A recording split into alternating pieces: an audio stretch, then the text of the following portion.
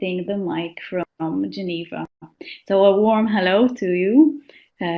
Following us online, we'll be switching on shortly and following the briefing. So we'll be starting in approximately 10 minutes. I'll be on and off until we sort out the voice, but please stay with us. Thanks. Good afternoon here in Geneva. Good morning for our friends in Latin America, and good evening for our friends in Asia. Welcome to Cyber Tuesday. This is the new innovative wave that we will be calling our briefings, which are scheduled every last Tuesday in the month. As you know, the main purpose of the briefing is to provide you with update about the latest developments, to identify trends which are happening in digital policy, and to create some sort of cognitive consonance which we often lose with so many parallel events in parallel developments from infrastructure to cybersecurity, human rights. Therefore, the idea of this event is to organize all of those threads and to make some sort of understandable picture of what's going on in overall in digital policy. We have colleagues here in Geneva. We have colleagues who are following online and in a few hubs, in a hub in Jakarta, in Tunisia, Rio, and the Southeast Europe hub in Belgrade.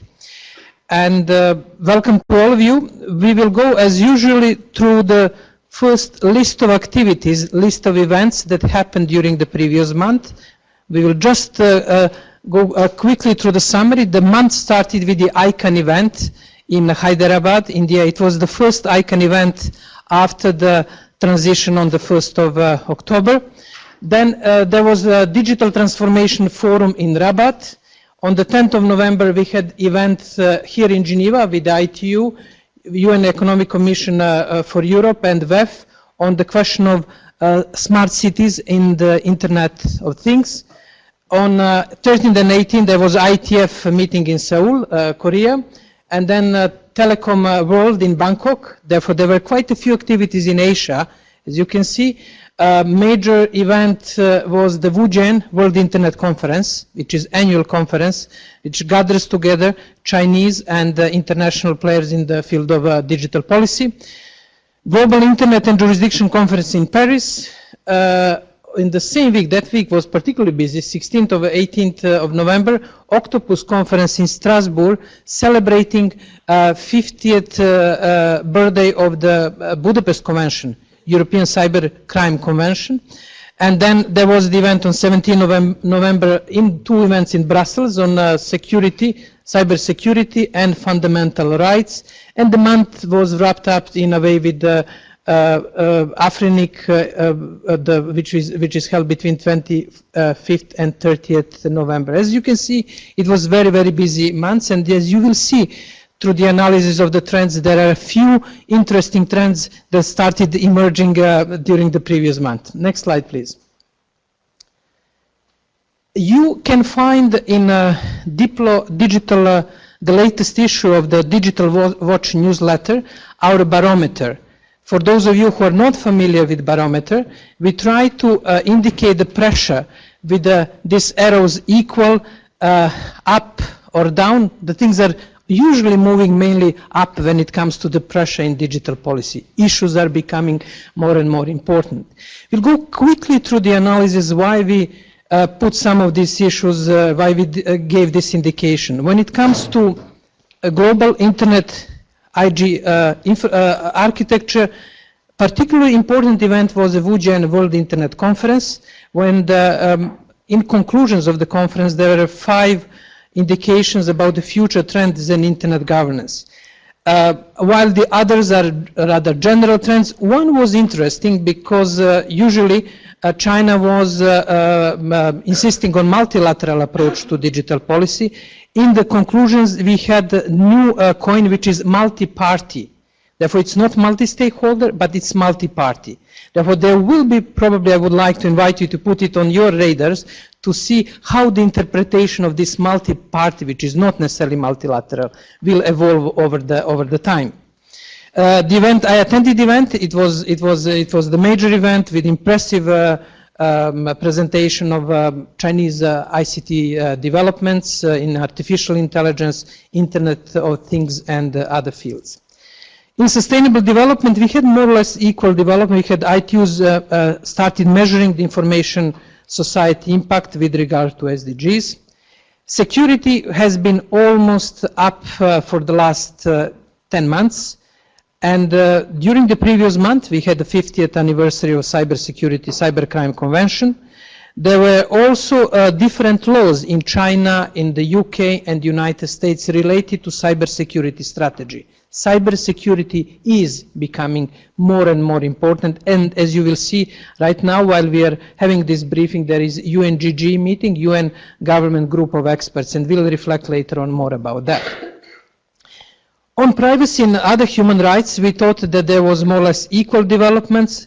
One of the major developments was the UK Parliament adopted Snoopers Charter, which was heavily criticized because of the potential risk to the privacy and data protection. There are also challenges for the US Privacy Shield, which replaced safe harbor arrangements. It's coming from France. Their challenges are mainly on the legal grounds. Next major development was related to infrastructure. China built a 712 long quantum computing line between Shanghai and Hefei. I'm sorry for pronunciation. I improved my pronunciation of Chinese names during the visit in Wujian, but still I'm not sure I pronounce it correctly. Quantum computing, as you know, could create major shifts when it comes to the cybersecurity, data protection, and privacy. And this was the major development, this line, which is 700 kilometers and more long. On the question of net neutrality, we have now more and more intensive debates in UK, in Canada, on the question of zero rating and the question of challenges for net neutrality coming from the various, therefore, as you know, from the previous briefing, the major discussions were in developing countries, in particular in India, but this is shifting more towards developed countries, in this case Canada and the US. On e-commerce and economic issue, the major breakthrough was a China-Pakistan proposal to solve the impasse that currently exists in e-commerce negotiations in WTO. As you know, this is one of the controversial topics, but something has to be done till the ministerial conference, WTO ministerial conference next year in Buenos Aires. And there are different views. Some countries argue that the new mandates on e-commerce should be introduced.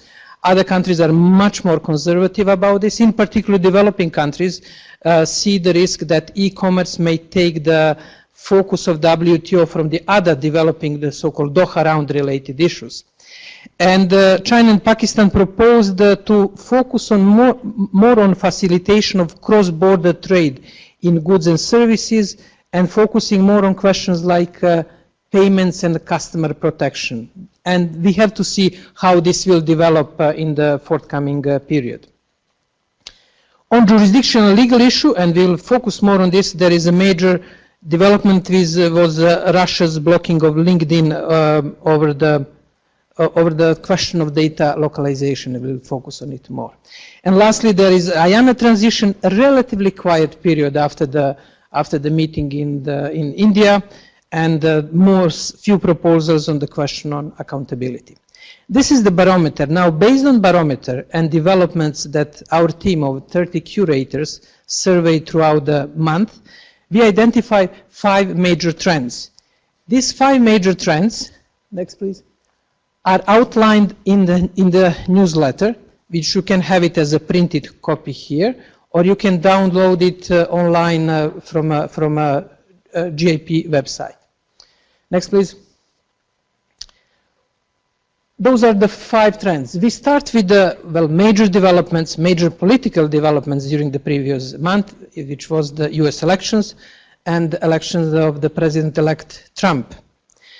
As always, whatever is happening in the United States is of ultimate importance for the global governance, and in particular for the digital policy and digital developments.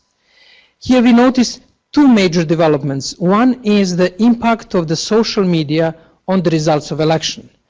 And there is a big discussion about so-called false news and misuse of social media, in particular Facebook, by some campaigners to create false news and the false dynamics in this field.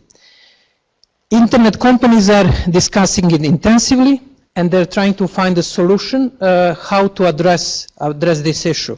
They're not in that simple situation, because if they intervene and if they try to find some solutions, they will de facto move into the content management, which they've been very, very careful to avoid throughout the history of social media developments.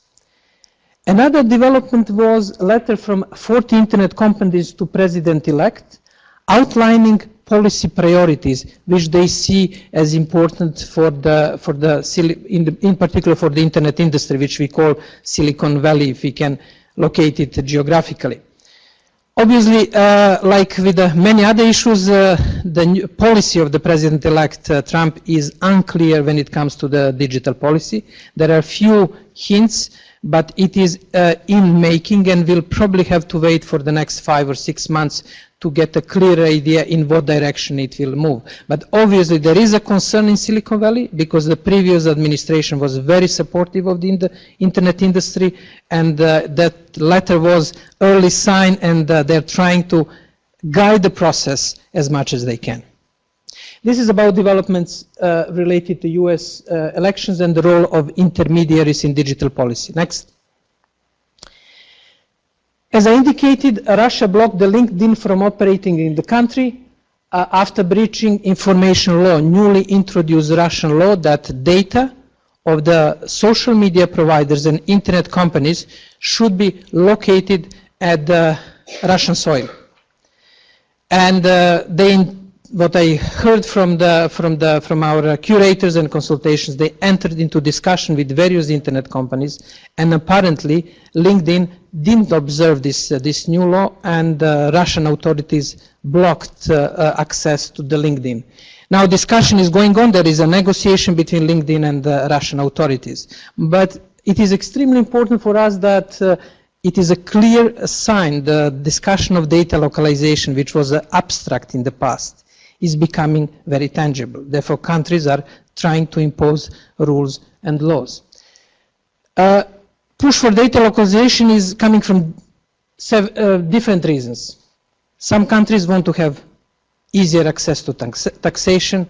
Many countries are concerned about security. Some countries are concerned about privacy protection. Therefore, there are different motivations, but it is going to be clear trend in the forthcoming period. Now, the news are let's say, good, bad, and mixed. Good news is that internet won't be disrupted, and big so-called content providers like Akami, it is one of the major content providers which manages traffic between Facebook and other players, has been developing tools that you, if you are owner of the company, you say, okay, I want to have my servers, my data for, let's say, Russian users in Russia. They have apparently this technology, and they're very happy because their business is going to grow. They have to ensure that data of the specific users from the specific country will be geographically located in that country. This is good news that as far as users, we can still have experience as if nothing is happening behind the scene. A bit more on the negative side is that obviously once the data is available on the soil, well, various ideas could be exercised in the various jurisdiction and over the data and over the services. Therefore, a lot of developments on digital policy will be happening around the question of data localization. Next. You probably, I don't know if you experienced, but I'm sure that you heard about distributed denial of services attack that happened a few weeks ago when considerable part of the internet was down. Definitely Pinterest, a few big internet companies. The attack was launched to the large extent by using Internet of Things or video cameras. As you know, any device which is connected to the internet and which has IP number can be used for potential internet attack. Denial of services attack works in the way that particular website, let's say Diplo website, don't get the idea to attack us with denial of services attack, could receive many requests for the page, and the server cannot process it, and it is de facto congested, and it de facto becomes unfunctional. It happened with Estonia in 2007 when they were exposed to denial of services attack. Now the new development here is that traditionally so-called bot computers which are taken by hackers and which are used for the denial of services attacks were our standard computers, notebooks, PCs, iPhones, iPads. Now for the first time we have use of the so-called Internet of Things devices like cameras.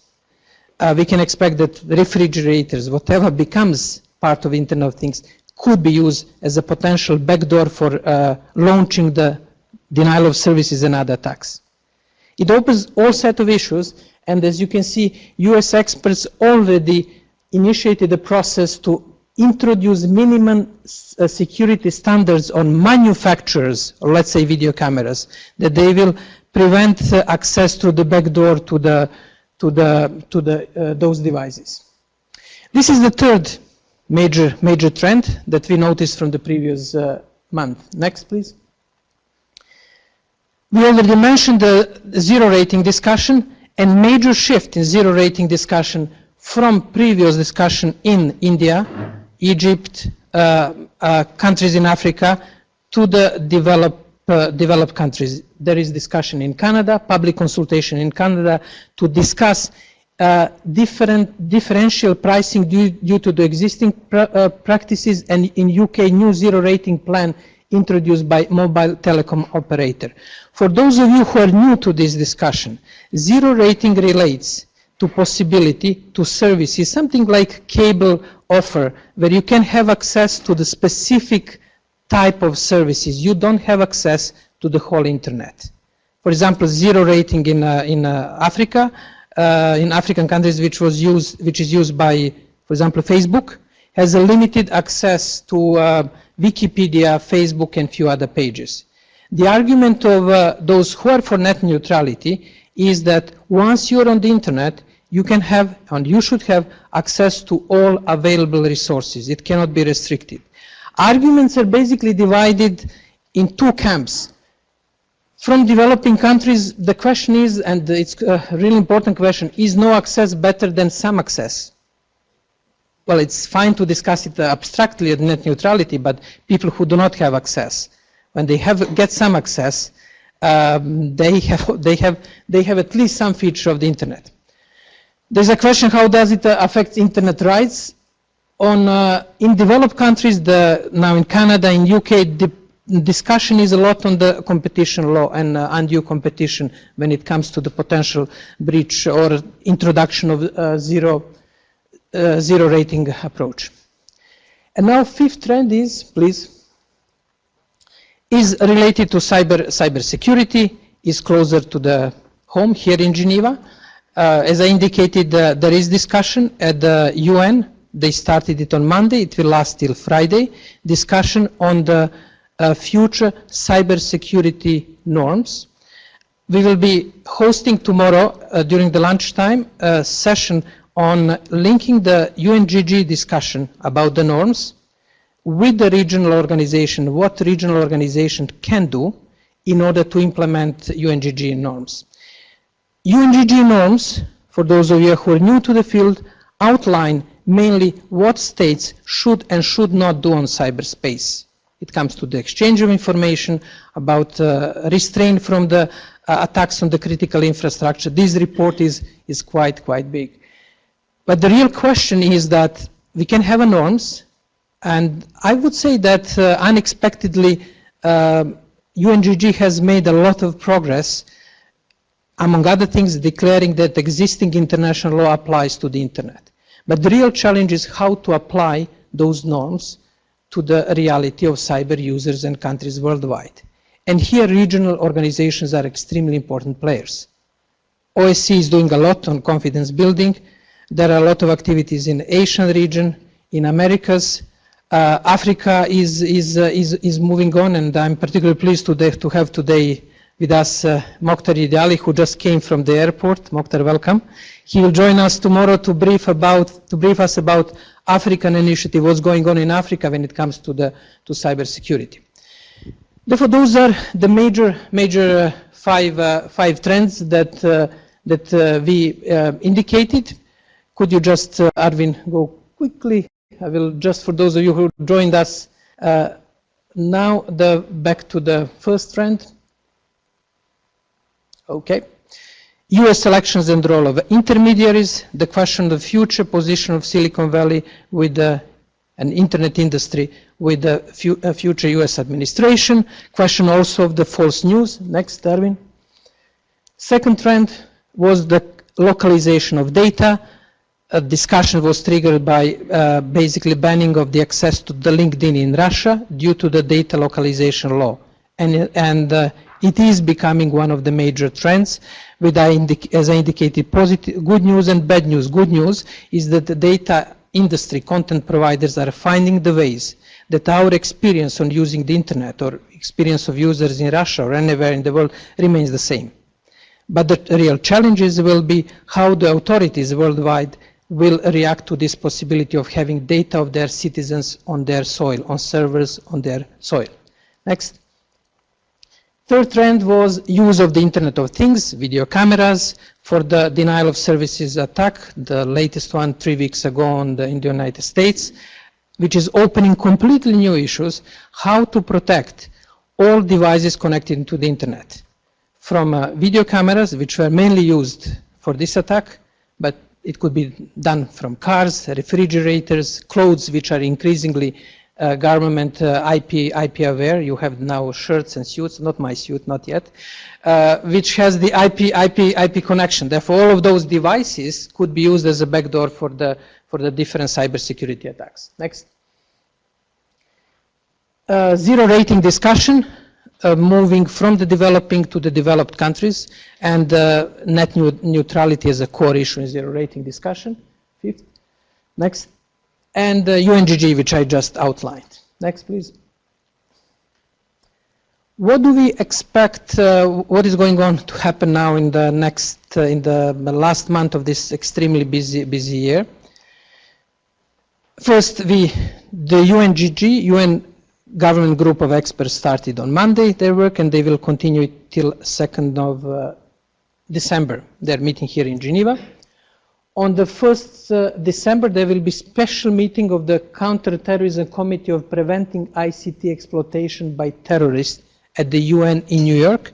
And ICT for Peace, one of our partner organizations, will present their report on the ways how to fight terrorism online. And I suggest it will be also broadcasted. I suggest that if you have a time, you follow this event. Also, on Thursday, there will be European Data Protection and Privacy Conference in Brussels. Another conference in Brussels, Brussels will be busy, is on the International Trademark Association Digital World Conference. They will also discuss impact of the latest developments on the trademark industry. 6th and 7th December, ITU focus group on the digital financing services here in Geneva. Whole week between 6th and 9th of December. 11th Internet Governance Forum in Guadalajara in Mexico. I'm sure that quite few of you will be attending this meeting. On the 8th of December, ITU workshop on digital financing services and financial inclusion, and the last major event will be IEEE World Forum on Internet of Things in Reston, United States, and one of the topics will be security and Internet of Things. As you can see, everything is interconnected in digital world, and the more technology develops, the more this interconnection are becoming important. Therefore, what these people will discuss in the standardization organization IEEE is of high relevance for the producers of the different devices, video cameras and the future Internet of Things, and ultimately to the security, and ultimately to the discussion which is going just across the street in the UNGG. Therefore, you cannot put the IG issues and digital issues in the silos easily. Next. Geneva Internet Platform, what we are going to do. over the next few months, we will have a coverage of Internet Governance Forum between 6th and 9 December from Guadalajara, just-in-time reporting. You will have reports from every session within 2 to 3 hours after the session. Therefore, there will be immediate just-in-time reporting from the sessions. Those of you who are familiar with the IGF, you know that there will be at least 6, sometimes 10 parallel sessions. And even if you are in Guadalajara, let alone if you are not there, you cannot follow what's going on. Well, still physically we cannot be virtual, therefore you have to sit in the one room. Therefore it is useful tool to get the idea what's going on in the parallel threads. In particular, we'll be following the threads on privacy, on security. Therefore, one of the challenges of IGF is to know what's discussed on privacy, on security, on ICANN-related issues. Every morning you will have a daily newsletter, and there will be final report on 12th of December summarizing main discussion. We'll have quite a few workshops, and there will be launch of the 7th edition of the Introduction to Internet Governance in English and translation in Spanish. It will be in Guadalajara. Unfortunately, I won't be there, but my colleagues will represent us well there. And we'll have a booth throughout the IGF. Therefore, if you are at the venue, please visit us. There will be Teresa, Roxana, Marilia, and Sorina from our team, and quite a few curators. This will be all for this sort of summary what's going on and what we can expect in the forthcoming period.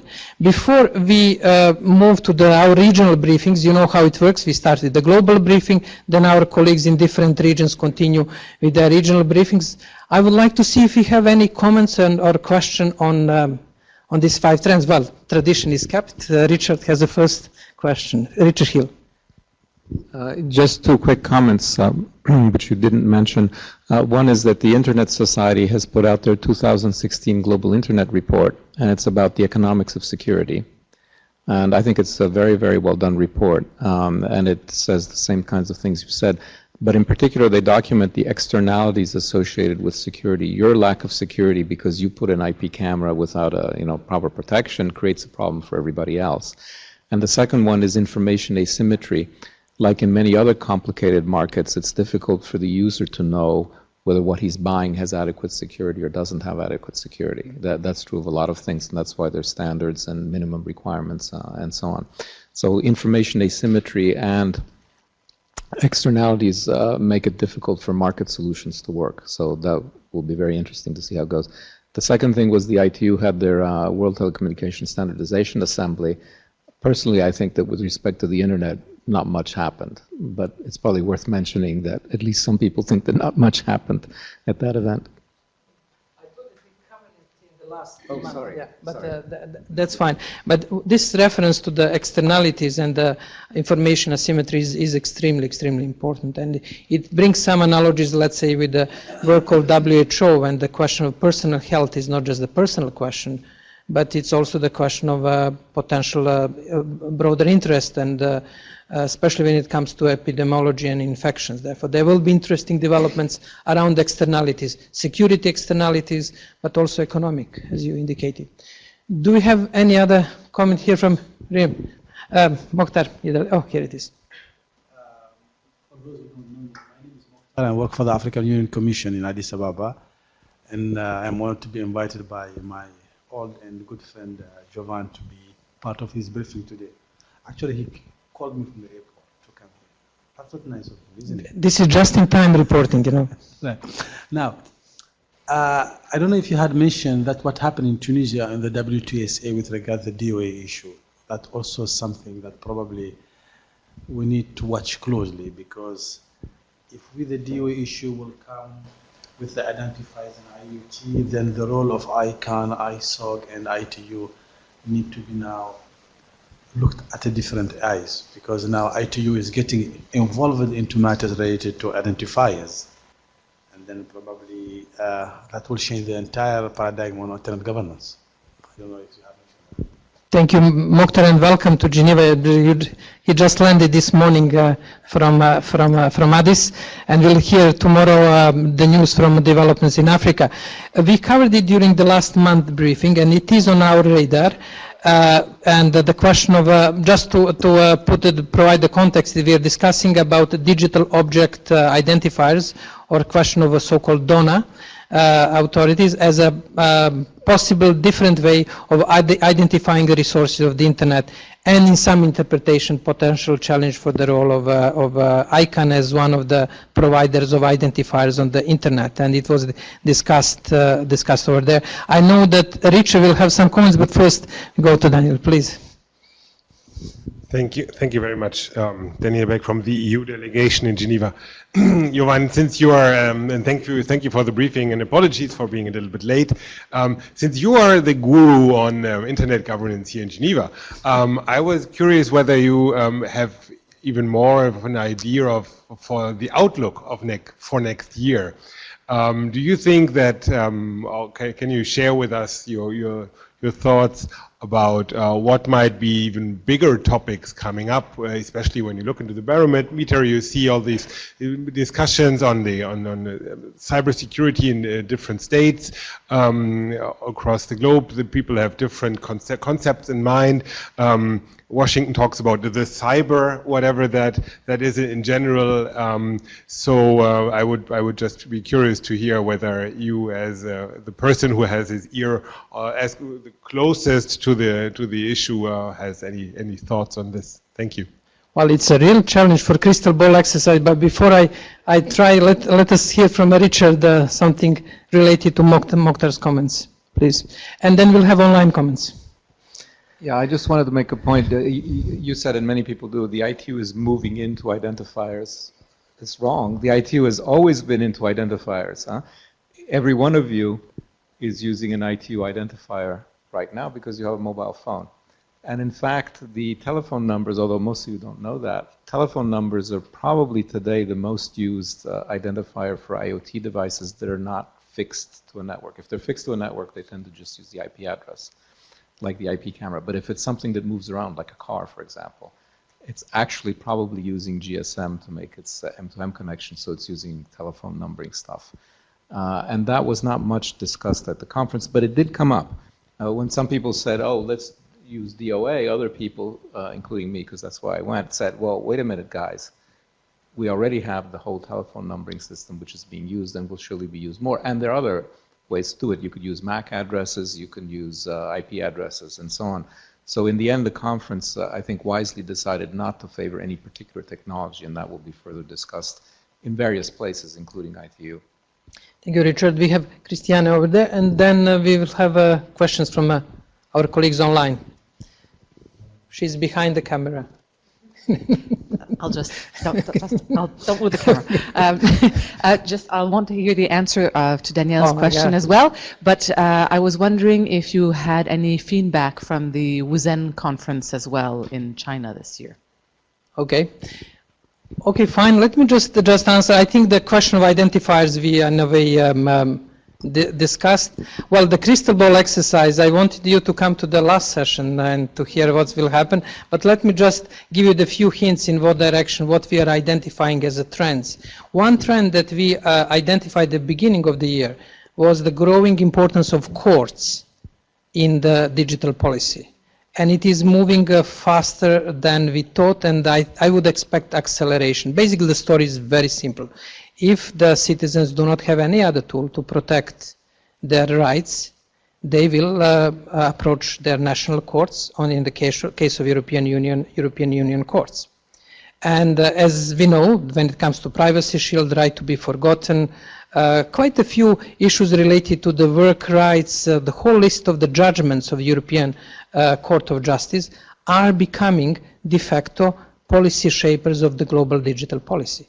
Indonesia adopted, for example, right to be forgotten rules, and many countries and many regions are following what's going on in Europe, especially in relations between European authorities and the major internet companies, and trying to implement different policies. Therefore, that's one clear trend which one can accelerate. And the solution is very simple. If there are no policy solutions, people will go to the courts, they have right to justice, and they have to protect their rights. This is the first clear trend. Second clear trend which comes from Wuzhen, and I will combine the answer is China is coming to the global digital policy scene. It was the clear message from the WGEN. It was concluded in the findings that China wants to play a much more prominent role in global digital policy, in particular in the field of e-commerce and development. That's the clear message, and that was explicitly indicated, and it was clearly seen how it is. And we can see already the first initiative, Chinese initiative, China-Pakistan initiative in WTO on e-commerce. We have Jack Ma initiative for the small and medium enterprises. This is I would say the second major trend that will be happening next year. The third one is the internet doesn't exist in isolation. There will be more and more realpolitik influenced by the outcomes of different elections recently, different developments, forthcoming elections. This means that some innovative aspects of internet governance will be quite challenged, and all question of the high inclusiveness and participation will have I would say difficult battle with the traditional realpolitik role of the national governments. Therefore, that's one trend which is coming also clear, and I would say not only in the traditional division multi-stakeholder countries versus intergovernmental countries, but there are also changes in this kaleidoscope happening all over the place. That will be that three elements. Is it fine for the crystal ball exercise? But we'll have more elaborate. Don't miss our briefing then in January. Okay, Christian, please.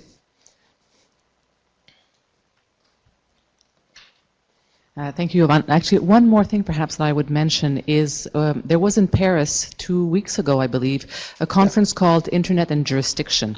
And I had the good fortune to be able to attend it, and I thought I'd share a little bit what we talked about over there. We looked at these questions of internet and jurisdiction specifically for data, content, and domain. I think the couple of takeaways that I've got from that, one of them is that there's clearly no appetite for some sort of international treaty or legally binding instrument. That was very obvious during the meeting. The other thing is that there is recognition that, for instance, when you talk about investigations, that MLATs at the moment are perhaps not fulfilling the mandate of facilitating data exchange in the course of an investigation.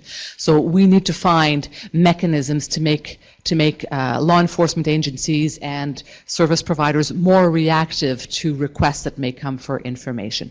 So that is something that the International Jurisdiction Group want to look at.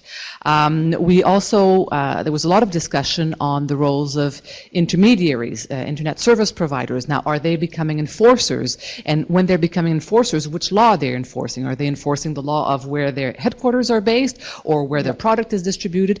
And that is an issue where I think that there was kind of a split in the room where the service providers that were there were saying, hey, we're just a business. We're not here to do the law. And then you had at the other side some governments and some NGOs saying, well, you've got this product. You have a moral or ethical role to play in making sure that you're not violating the laws or the human rights declaration or things like that. So that is a discussion that will need to continue. Internet and Jurisdiction have actually compiled a huge database of cases involving internet and jurisdiction, and it's all available on their website. So if this is a topic that interests you, I would highly encourage you to consult it. Thank you. Thank you, Christiana, for update. We have a short text covering jurisdiction in the newsletter on I think page 7, and I was also positively surprised by the coverage of work on the question of jurisdiction in China in the smart courts. Well, they have 300,000 attorneys and artificial intelligence systems for analyzing the court cases, and the overall discussion on the jurisdiction is also interesting in that place. After my visit to China, I wrote a short text on the Chinese philosophy and internet governance, what we can learn. Therefore, that was another parallel development which was happening during the Paris conference as well. Barbara, thank you for your patience. Our online colleagues, it's in a very unfair that people who are here physically, they have the advantage, but this is how it happened today. Barbara, please. Barbara is our remote or in situ moderator. Yes, I will report review and update on what's happening online in the discussion. There are not a lot of questions, but there is a very vivid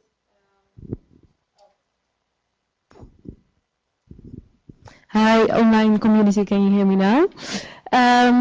Sorry, we had some problems with the microphone. So online, we didn't have that many questions, but we had a very, very lively discussion related to the first trend, the role of intermediaries, especially that which came up in relation to the US elections, and their responsibility for the content published on their platforms, and whether this should or can even be regulated. We were especially talking about false news, and Foncham indicated that this is a serious global problem, and Barun added that this is not just a problem online, but it's leading to racial and communal riots happening due to false information, mostly in developing countries. However, not everyone agreed that this should be a reason for censoring and filtering. Among other people, Gregana said that these platforms are not responsible. They can and should sometimes help, but they are not responsible. Otherwise, we will end up with large-scale censorship. Whereas other people said that maybe some degree of censorship and filtering is needed. So in the end, I think it is well summarized by Romina, who quoted the famous Facebook relationship status, it's complicated. So.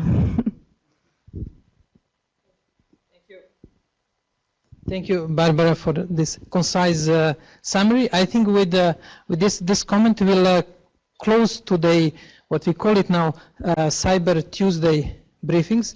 I would like to invite you for our next Cyber Tuesday briefing. As you know, we do it every last Tuesday in the month. And we do it here in Geneva, and we have also hubs. We have our colleagues online whose comments we just heard, but also we have small gatherings in Jakarta, Rio, Tunisia, and Belgrade for Southeast Europe. I would like to invite our colleagues who are following it online to hear the briefings about the regional developments in Asia, Latin America, and Africa from these three hubs, and to continue discussion, which will be moderated by our colleague Stephanie Borg-Psaila. Stephanie is based in Malta. You see, Diplo is all over the place. They're part of the team in Malta, Belgrade, and this is the real internet and networking team. Thank you very much for joining us. Thank you for a great discussion, great updates from the different events.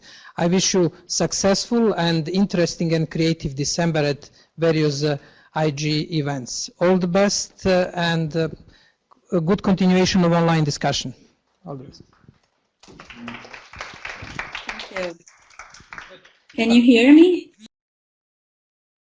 Okay, hello everyone. Thank you, Jovan, for an excellent roundup of development, and thank you, Barbara, for summarizing the online discussion. I'm not sure whether you can hear me. Excellent. All right, so three things are happening now. As Jovan described, the Geneva Hub will continue their own discussions. There is also a Southeastern Europe Hub who will also continue their discussions. Maybe Arvin, you can post the link to whoever is interested in following the Southeastern Europe discussions. They are in another room. And meanwhile here, so please stay with us, we will have the interventions from three hubs. We will start with the hub from Jakarta. We have an intervention from Mr. Arko Hananto Budaidi, who will refer to the new ICT law and the e-commerce roadmap in Indonesia, and a few updates also from Indonesia. So let's start with Mr. Arko.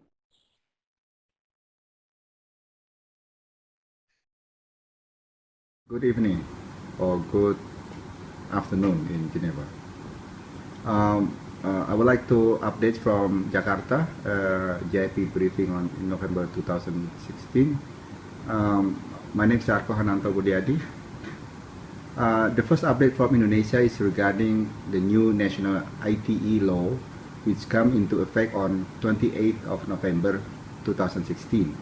Several notable changes on the law, including the revised regulation regarding online defamation, additional revision related to the right to be forgotten, and strengthening common efforts in preventing negative contents on the internet. Recently, Indonesia also adopted the e-commerce roadmap. This policy hopefully can boost the growth of SMEs and digital startups and to stimulate growth of human resources of the business players in order to pursue Indonesia's vision as the largest digital economy in Southeast Asia in the year 2020. Earlier this month, the Indonesia National Dialogue on the Internet Governance Forum, or IGBriefings, was held in Jakarta on 15th of November 2016 with the theme Towards Indonesia's Digital Sovereignty and Resiliency. The event attended by more than 400 participants from various internet governance stakeholders in Indonesia. There were 12 workshops being held under the 4 big themes, namely economy, infrastructure, legal and regulation, and also social culture, with the specific issues such as cybersecurity, digital privacy, digital and online library, e-commerce and net neutrality. Please look in our websites at igf.id on these activities in Indonesia. The outcomes will be, hopefully, will contribute to the better internet governance in Indonesia and serve as inputs for Indonesian delegation to the Global IGF 2016 to be held in Mexico next week. Now I would like to update you on the development in the region. The 16th ASEAN Telecommunication and Information Technology Ministers Meeting, or TELMIN. The 16th ASEAN TELMIN was held in Bandar Sri Begawan, Brunei Darussalam on 25th and 26th November 2016. The meeting adopted the ASEAN Framework on Personal Data Protection, as well as Brunei Darussalam Declaration on Connected Innovative Community. Further details regarding the meeting can be found at the ASEAN websites. That's all from Indonesia and from the region of Southeast Asia. We'll look forward to have a communication further on and also for the next GIP briefing. Goodbye. We now have Mr. Luca Belli, who is the head of Internet Governance at the Getulio Vargas Foundation in Brazil. And Luca will be summarizing the updates from the Brazil Hub meeting. They had the Hub meeting yesterday, and they discussed various developments from Costa Rica, from Brazil itself. So Luca will summarize those discussions. Good morning, Jovan. Good morning to everyone. We had a very interesting webinar analyzing digital policy in Latin America. We started with an international guest, Maileana Mendez from SUTEL, the telecom regulator in Costa Rica, that provided us a very good analysis of the Costa Rican market since it has been open to competition in 2009. The market is now thriving and leading Latin American ranking with regard to access and connectivity. And this was a very good example to compare with the current proposals that have been tabled here in Brazil. Our second speaker from Brazil, Rafael Zanata from the Brazilian Institute for Consumer Protection, he analyzed the notorious Bill 3453 that is now discussed in the Chamber of Deputies, and the bill aims at deregulating the telecom sector, amending the current general telecommunications law, and this move has been welcomed by operators that consider that the regulation should be reduced, but has also been harshly criticized by civil society actors saying that this switch from the current concession regime to the authorization regime could be anti-constitutional because it will impede the government to impose universal access goals on operators and will make much more difficult to bridge digital divides, particularly in rural areas in Brazil. Another very important piece of news over November in Brazil was the decision of the federal government to stop the free software policy that was enacted since 2003 and actually to move all public administration from current free software adoption to a policy promoting Windows and both software and services provided by Microsoft. Also, this move was criticized by civil society actors. Lastly, we also discuss a consultation that has been opened on 11th November by Anatel, the Brazilian regulator for telecommunications. The consultation aims at debating at the Brazilian level the issue of data caps on fixed networks. The issue had triggered quite heated discussion back in March and April, and this consultation will analyze technical, juridical, and particularly competition issues over the next months. To conclude, we would like to share with you that CTS-FGV will be at the InternetGovernance Forum next week, where we will promote 3 different books. Our study on terms of service and human rights, and then 2 books. One that has been produced by the Dynamic Coalition on Net Neutrality will be a collective book on net neutrality, zero rating, and net neutrality exceptions and violations. And another one that has been produced by the Dynamic Coalition on Community Connectivity that will analyze the issue of community connectivity and particularly community networks. So that's all for today. Thanks a lot for the attention, and see you next month. The intervention from the IG MENA hub, this time from Iraq. We have Muhannad Munjet, who will be describing the IG scenario in Iraq. So over to Muhannad. Hello everyone.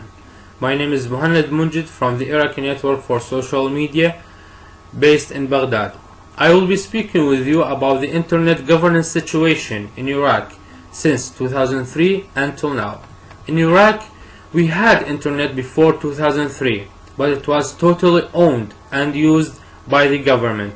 Stats says by then there were about 25,000 internet users in Iraq. After the war of 2003, the internet entered Iraq to be used by public, and it was provided by one ISP. Only over the land telephone network, what makes the access so limited, because the land network wasn't cover all areas. By 2008, the internet users in Iraq increased to be 2,500,000 users, but yet the service was poor and expensive. In the same year, Access Now published their censorship report mentioning Iraq, saying there was no incident of censorship in Iraq. Till now, at the end of 2016, with more than 7 million Iraqi internet users, Iraq has no internet governance policy or any clear policy to run the internet in Iraq. The infrastructure still poor, and the service not that much better even after launching the 3rd generation services by all Iraqi GSM telecom companies. Since July 2015 until June 2016, Iraq experienced 22 of total internet service shutdown. This affects all life terms, and the Iraqi economy just lost because of that more than $2 million. The government of Iraq has a huge lack of communications technology. They are absolutely outdated. What makes them so weak against the attacks from hackers inside and outside Iraq? Just in 2016, more than 7 government websites hacked. They revised some, but still others are under the control of the hackers. The government's Facebook pages, not that much better. Also, many of the high-level government entities keep using the public email providers such as Gmail or Yahoo. Government of Iraq thought that it's the time of declare a new law that manage the internet usage in Iraq nationwide. The Iraqi Council of Representatives has committees such as the first draft of the Iraqi criminal law, cyber criminal law, and persisting to issue the law. The law is mainly offending the legal basis to abolish the restrictions on the right of freedom of expression and the right of information access. Moreover, that each rule serves several unrelated and not well-defined aims. Some of them doesn't have the legal support to restrict the right of freedom of expression, and other rules are too vague. Nevertheless, and at the end, it's our deep belief that the internet cannot be regulated in a top-down manner, but its the governance should be based on processes that are inclusive, the need to create a clear and simple ways to everyone, regardless of the background, to understand and to be part of how the internet is run is critical. Thank you so much. Thank you, Muhammad. So that was Muhammad Munjed from Iraq. Now, some of the updates that our colleagues from the Jakarta, Brazil and Iraq, the IGMINA hub, have mentioned are also included on the observatory. For those who are not really familiar with the platform, we track all the developments in quite a wide range of subjects. So we have privacy and other human rights, cybersecurity, commerce, net neutrality. The developments, our team of curators tracks them, and we report on these developments on the observatory. At the same time, the briefings, as you've seen, provide an opportunity to share regional updates. So if you are interested in setting up a hub, please let us know. A few announcements for the upcoming IGF. I'm basically reiterating what Jovan has just said. We are preparing several activities. So Diplo and the GIP will be actively participating at the IGF, and we're preparing for just-in-time session reports. As Jovan mentioned earlier, there are hundreds of sessions taking place, and it is virtually impossible for anyone to follow them at the same time. So whether you are following online or in situ, you can always go back to the observatory and read the reports of sessions that you are interested in. We will also be publishing an IGF daily newsletter that will be published every day on the 6th, 7th, 8th, and 9th. And we will also prepare a final report on the 12th of December, which will summarize. It will contain a thematic summary of all the issues that have been discussed. And I'm seeing here a few of the curators and the reporters who will be helping us in this just-in-time reporting initiative. The GIP and Diplo will also be involved in many sessions. So I do invite you to join us for the workshops, and we will also have a book launch of Dr. Kurbalya's An Introduction to Internet Governance, which is now in its 7th edition. The book will be launched in English. The 7th edition will be launched in English and in Spanish. And as Jovan mentioned, we will also have the booth in Mexico. So I'm pasting here the link to the events that we'll be having at the IGF. And for those of you who would like to follow the session reports and download the daily newsletters and the final report, all the updates related to the IGF will be provided on this dedicated page. There is also, again, Jovan mentioned this, there is also the November newsletter, which summarizes the developments in November, which is out a little bit earlier, a day earlier. It will be made available today. I'm sharing with you the link to the newsletter. You'll be able to download it very soon, in an hour or two. So thanks once again for joining us, and we'll see you again for the next briefing. We'll be skipping the Christmas holiday, so our next briefing is on the 31st of January, but we'll see you online or in Mexico. So thanks once again.